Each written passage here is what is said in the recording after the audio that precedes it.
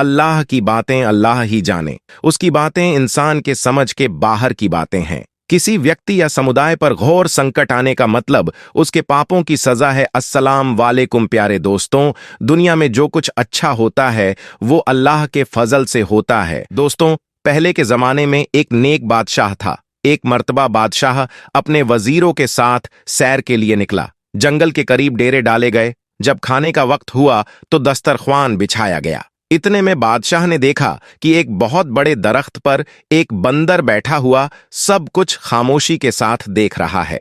उसमें बंदरों वाली कोई भी हरकत नहीं थी। बादशाह ने कहा कि थोड़ा सा खाना इस बंदर के सामने भी डाल दो। नौकरों ने थोड़ा सा खाना उस बंदर के सामने भी डाल दिया। बंदर पेड़ से नीचे उतर कर आता है और एक ठीकरी लेकर कोयले से कुछ लिखता है और फिर बंदर ने वो ठीकरी बादशाह को दे दी। ठीकरी पर लिखा हुआ था, मैं ऐसे खाने नहीं खाऊंगा, बल्कि जैसा दस्तरख्वान बादशाह के लिए लगाया गया है वैसा ही मेरे लिए भी लगाया जाए। बादशाह को यह देखकर बड़ी हैरानी हुई। बादशाह ने हुक्म दिया कि इसके लिए भी एक ऐसा ही दस्तरख्वान लगाओ जैसा कि मेरे लिए लगाया गया है। इसके बाद बंदर दरख्त से नीचे उतर कर आया और खाना खाकर फिर से दरख्त के ऊपर चढ़ गया। अचानक आसमान पर काले रंग के बादल छा गए। नौकरों ने जल्दी जल्दी सारा सामान समेटा। बादशाह ने नौकरों से कहा, एक टाट का टुकड़ा बंदर के सामने रख दो, कहीं वह भीग ना जाए। नौकरों ने टाट का टुकड़ा बंदर के पास लाकर रख दिया। बंदर ने फिर कुछ ठीकरी पर लिखा और बादशाह को दे दिया। उस पर लिखा हुआ था, जैसा खेमा बादशाह के लिए लगाया गया है वैसा खेमा मेरे लिए भी लगाया जाए, तब मैं आऊंगा। बादशाह के कहने पर वैसा ही खेमा बंदर के लिए भी लगाया गया। बादशाह के पास एक और महल भी था जहां वह बहुत कम आया जाया करता था। वह महल बंदर को दे दिया गया। बादशाह की बीवी और नौकरों को बंदर से बहुत ज्यादा चिढ़ हो गई थी। इधर बंदर ने बादशाह के महल में भी आना जाना शुरू कर दिया। बंदर मुकद्दमे बहुत ही गौर से सुनता। जब बादशाह कोई गलत फैसला लेने वाला होता तो बंदर बादशाह के हाथ से फौरन कागज को लेकर फाड़ देता और कलम से सही फैसला लिखकर बादशाह के हाथ में दे देता। शुरू में तो बादशाह को बहुत गुस्सा आया, लेकिन फिर बादशाह समझ गया कि बंदर की वजह से वह बहुत सारी गलतियों से बच गया है। उस बादशाह की एक खूबसूरत बेटी थी। बादशाह अपनी बेटी से दिल जान से ज्यादा मोहब्बत करता था। बंदर को देखने का शौक बादशाह की बेटी को भी पैदा हो गया। एक दिन शहजादी अपनी सहेलियों के साथ बंदर को देखने के लिए आई। जब बंदर ने शहजादी को देखा तो उसे देखकर वह घूरने लगा। बंदर झट से महल से कागज और कलम लेकर आया और कुछ लिखकर बादशाह को दे दिया। उसमें लिखा हुआ था, मैं आपकी बेटी से शादी करना चाहता हूं और मैं आपको यकीन दिलाता हूं मैं आपकी बेटी को हमेशा खुश रखूंगा। बादशाह तो यह पढ़कर हक्का बक्का रह गया कि अपनी फूल जैसी शहजादी की शादी इस बंदर से, यह तो कभी भी नहीं हो सकता। बादशाह ने कहा कि ऐसा तो मेरी जिंदगी में कभी हो ही नहीं सकता। बंदर ने लपक कर बादशाह की कमर से तलवार निकाली और दूसरे हाथ से लिखा, अगर ऐसा आपकी जिंदगी में नहीं हो सकता तो मरने के लिए तैयार हो जाइए। मैं आपको मारकर आपकी बेटी से शादी कर लूंगा। आप मेरे मोहसिन हैं। आपने मुझे इस महल में रखा, मेरे खाने पीने का इंतजाम किया। मैं आपको मारकर अपने हाथ आपका खून से रंगना नहीं चाहता। बादशाह ने अपनी मौत को सामने देखा तो कहने लगा, अच्छा मुझे थोड़ा सोचने का मौका दो। बादशाह अपने महल वापस आ गया।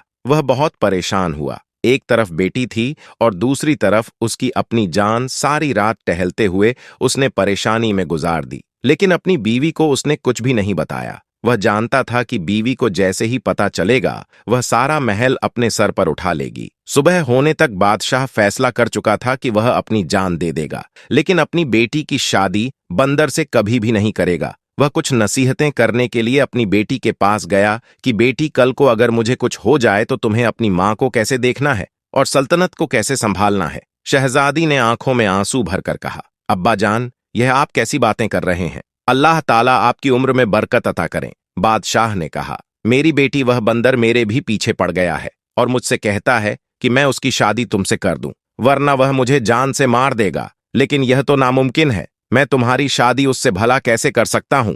तुम्हारी मां ने उसके कत्ल के कई बार मंसूबे किए, लेकिन वह हमेशा नाकाम रही। वह बंदर आज भी जिंदा फिरता है। बादशाह कहने लगा कि मैं जाकर बंदर को साफ साफ बता देता हूं कि मैं तुम्हारी शादी अपनी बेटी के साथ कभी भी नहीं कर सकता। उसके बाद शायद वह मुझे मार दे। तुम अपनी मां के साथ तहखाना में जाकर छुप जाना और उस वक्त तक बाहर न निकलना जब तक कि वह बंदर यहां से चला ना जाए। शहजादी ने कहा कि अब्बा, आपकी जान इतनी बेकार तो नहीं है। आप मेरे वालिद ही नहीं, इस सल्तनत के बादशाह भी हैं। आप जाकर बंदर से मेरे रिश्ते के लिए हाँ कर दीजिए। आखिरकार शहजादी ने जैसे तैसे अपने बाप को मना ही लिया। बादशाह ने बंदर को अपनी रजामंदी बताई और बंदर ने कहा, आप शादी की तैयारी शुरू करें। मल्लिका को जब यह बात मालूम हुई, उसने सारा महल अपने सर पर उठा लिया। निकाह वाले दिन बादशाह ने मल्लिका को एक कमरे में बंद कर दिया और शहजादी का निकाह उस बंदर के साथ करवा दिया। शहजादी रुखसत होकर बंदर के महल में चली गई। अगले दिन जब शहजादी महल वापस आई तो बहुत ही ज्यादा खुश थी।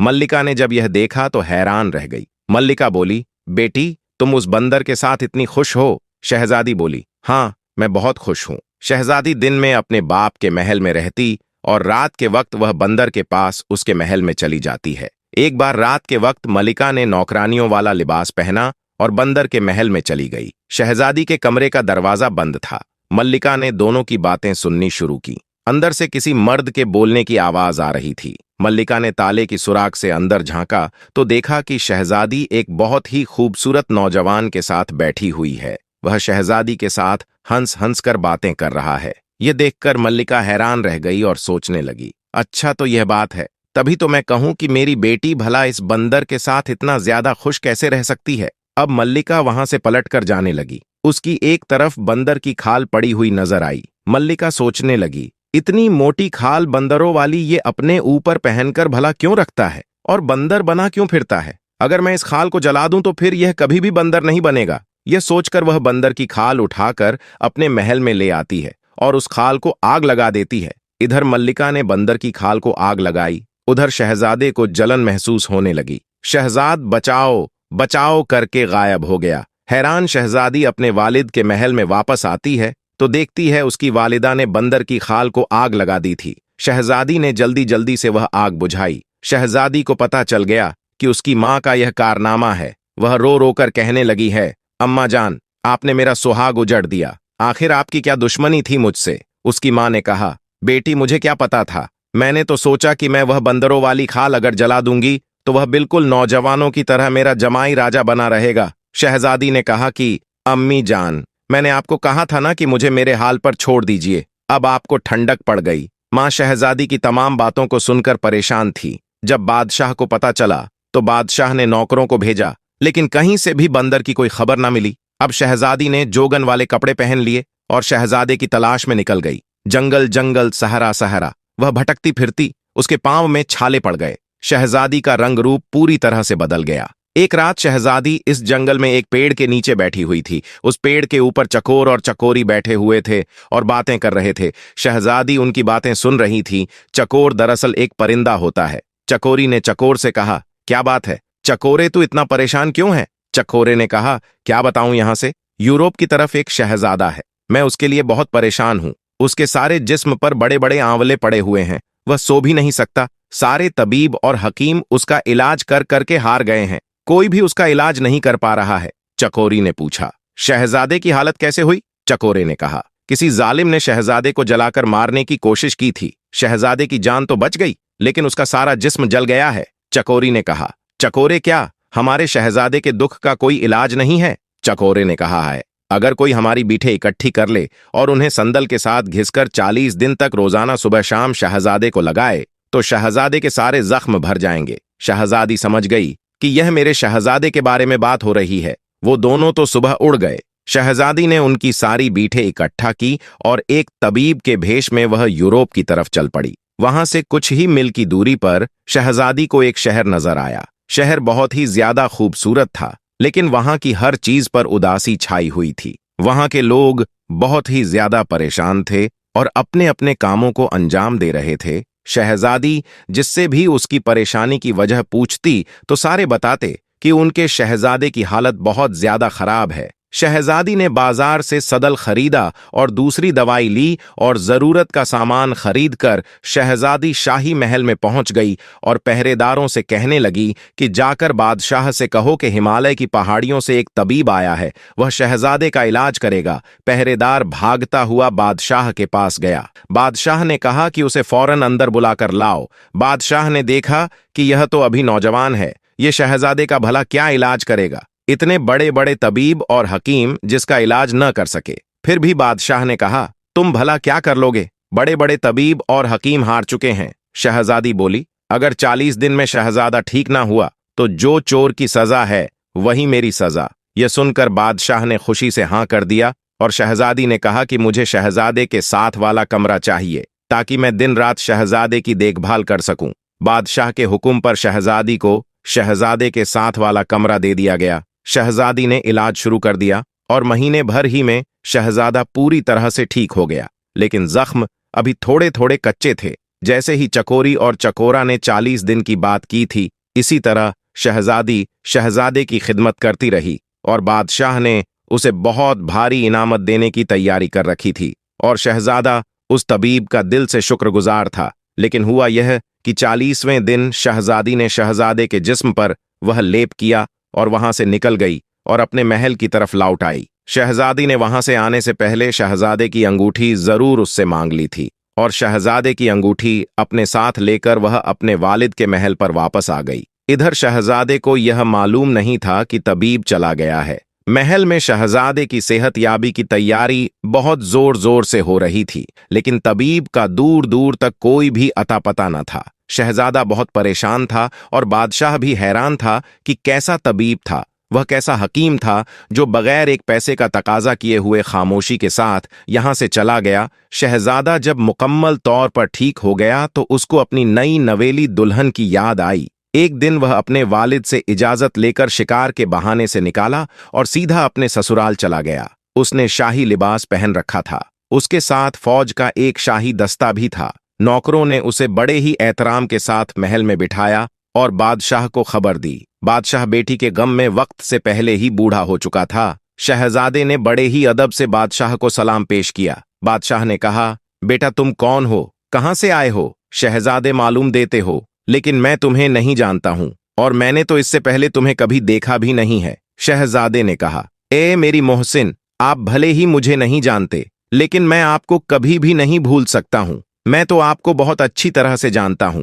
दरअसल मैं वही बंदर हूं जिसको आपने अपनी बराबरी का दर्जा दिया था, अपने महल में रखा, खिलाया पिलाया और अपनी बेटी के साथ मेरी शादी कर दी थी। बादशाह ने खुशी से और हैरत से पूछा कि बेटा यह कैसे मुमकिन है? शहजादे ने कहा कि आपको मैं अपनी कहानी बाद में बताऊंगा, पहले बताइए कि मेरी दुल्हन कहाँ है। बादशाह ने कहा, बेटा वह तुम्हारे जाने के बाद इस महल में अकेले रहती है। शहजादा वहां खुशी से भागा, महल के अंदर गया। शहजादी गम की तस्वीर बनी बैठी थी, फूलों सा चेहरा मुरझाया हुआ था। शहजादे को अपने सामने देखकर शहजादी को यकीन ही नहीं आया। शहजादे ने कहा, हाँ शहजादी, तुम्हारी मोहब्बत मुझे यहाँ खींच कर लाई है। तुम्हारी माँ ने तो मुझे मारने में कोई कसर नहीं छोड़ी थी। मेरा सारा जिस्म बड़े बड़े आंवलों से भर गया था, मेरी बचने की तो कोई उम्मीद न थी। शहजादी ने कहा, फिर तुम भला ठीक कैसे हुए? शहजादे ने उसे बताया। शहजादी ने कहा, अच्छा, फिर तो आपने उसे हकीम को बहुत मालामाल कर दिया होगा। शहजादे ने कहा,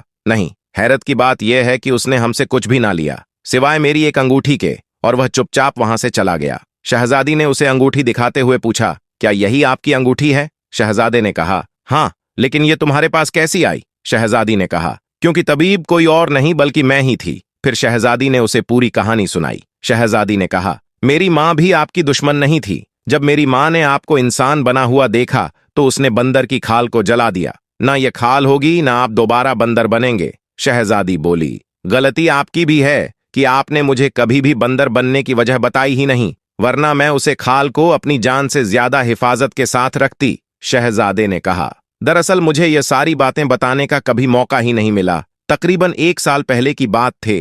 मैं शिकार करने के लिए निकला और मेरे साथ नौकर भी थे। जंगल में मुझे एक हिरण नजर आया। मैंने उस पर तीर चलाया। वह हिरण मेरी आंखों से ओझल हो गया। मैं उस हिरण की तलाश में निकला। मैं इतना आगे निकल गया कि मेरे साथ जो लोग थे वह सब के सब पीछे रह गए। मैं अपने साथियों से बिछड़ चुका था। मैंने देखा कि सहरा के पास एक बुजुर्ग बैठे हुए थे। उनके करीब एक 10-12 साल का बच्चा भी बैठा हुआ था। वह बुजुर्ग गुरु रहे थे। उसे बच्चों की टांग से खून बह रहा था। वह बुजुर्ग रोकर उस शख्स को बद्दुआ देते जा रहे थे जिसने उस बच्चे की टांग पर तीर मारा था।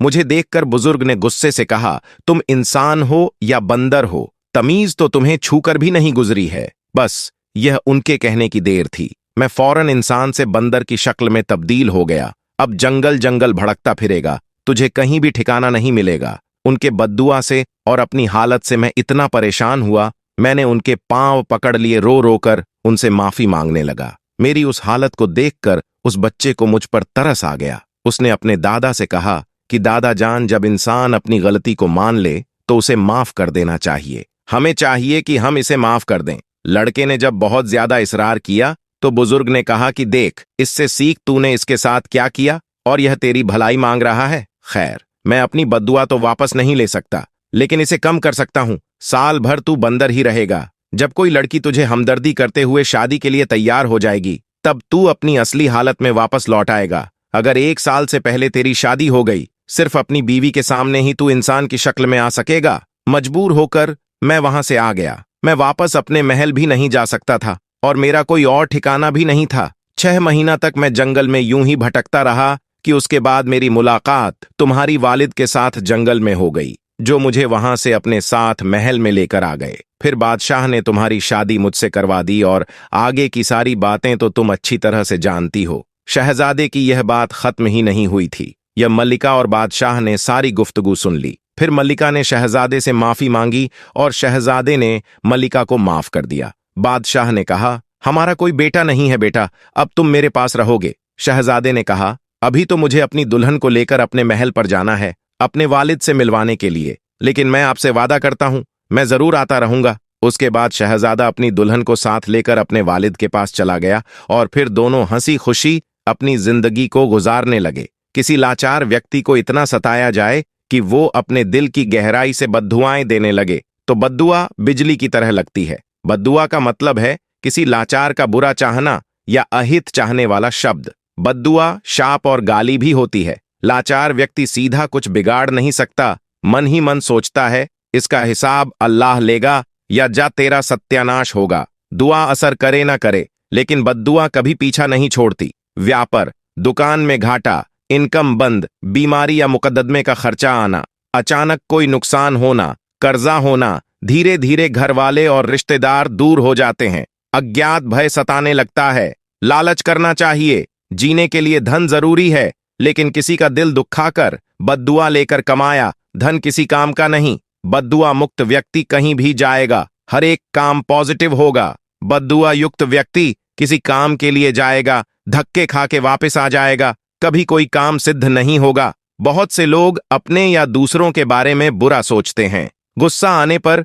कुछ लोग अपने घर के परिवार या दोस्तों के बारे में गलत बोलते रहते हैं। वो कभी कभी सच भी हो जाता है। ऐसे व्यक्ति अपना नुकसान भी कर लेते हैं। सभी के अंदर बहुत सी सोई हुई शक्तियां हैं जो किसी खास समय में जागती हैं। आशीर्वाद और शाप को दुआ एवं बद्दुआ भी कहते हैं। यदि आपने किसी गरीब, भिखारी, अबला या बच्चे का दिल दुखाया है, तो उसके दिल से आपके लिए जो बद्दुआ निकलेगी, उससे आपको कोई नहीं बचा सकता। याद रखें कि एक बद्दुआ 50 दुआ को खत्म कर देता है। दोस्तों, आज की वीडियो में बस इतना ही प्यारे दोस्तों। इसी बात पर कमेंट बॉक्स में सुभान अल्लाह जरूर लिख दो। दोस्तों, अगर आपको यह वाक्य पसंद आया है तो आप इसे लाइक करें। आप इसे अपने तक ही ना रखें, अपने दोस्तों में जरूर शेयर करें। और अगर अभी तक आपने हमारे चैनल को सब्सक्राइब नहीं किया है तो सब्सक्राइब करके साथ में लगे बेल आइकन को जरूर दबा दें। तो आप हमारा सपोर्ट कीजिए, क्योंकि आप ही हमारी ताकत है। तो हम मिलते हैं आपको अगली वीडियो में। तब तक के लिए अस्सलाम वालेकुम।